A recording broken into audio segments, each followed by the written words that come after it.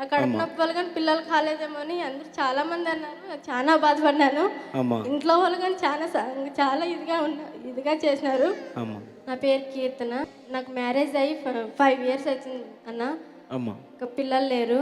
ఎన్నో హాస్పిటల్ తిరిగినాను, అయినా ఎక్కడ నాకు బాగా కాలేదు. కడుపు నొప్పి కానీ చాలా ఉండింది, అసలు తగ్గలేదు. ఎక్కడ పోయినా స్కానింగ్స్ అవన్నీ తీయించుకున్నా కానీ అన్ని రిపోర్ట్లు నార్మల్ అయినా వస్తాయి. ఏ ప్రాబ్లం అనేది కనపడదు. ఏదైనా ప్రాబ్లం అన్నా ఉంటే దానికి సొల్యూషన్ అన్నా చూద్దాం అనుకుంటే అసలు ప్రాబ్లం కానీ కనపడదు. దేవుని దయ వల్ల ఆ రోజు తాడిపత్రిలో 4 days మీటింగ్స్ పెట్టారన్న. వై గారు మమ్మీ వచ్చారు.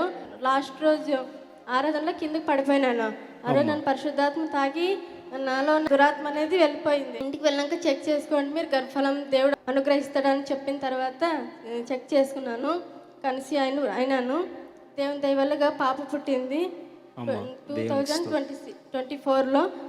పాపకి 3 years. దేవునికి మహిమ కలుగును గాక. 50 దినాలు అడుగు పెట్టేవారు, అడుగు పెడుతున్నవారు, అడుగు పెట్టబోతున్నవారు, 50 దినముల యొక్క 27 ఉదయం 7 గంటలకి ప్రారంభ సభ నుండి మాతో కలిసి ప్రార్థించేవారు, నిలబడుతున్నవారు సమస్త గత బాధలన్నీ మరిచేటట్టుగా దేవుడు చేయబోతున్నాడు. అంతేకాక ఎక్కడ నిందించబడ్డావో, ఎక్కడ బాధించబడ్డావో అక్కడే అభివృద్ధి పథకములో దేవుడు నిన్ను నడిపించబోతున్నాడు. ఈ 2 ప్రవచనాలు 50 దినాలు 2000, ఇది ఈ 26 సంవత్సరం, ఈ 14వ సంవత్సరం 50 దినాల్లో ఈ ప్రొఫెసీ అడుగు పెట్టే వారి జీవితంలో, కల్వరి మినిస్ట్రీలో, మా కుటుంబంలో, సేవలో నెరవేర్చబడబోతున్నది.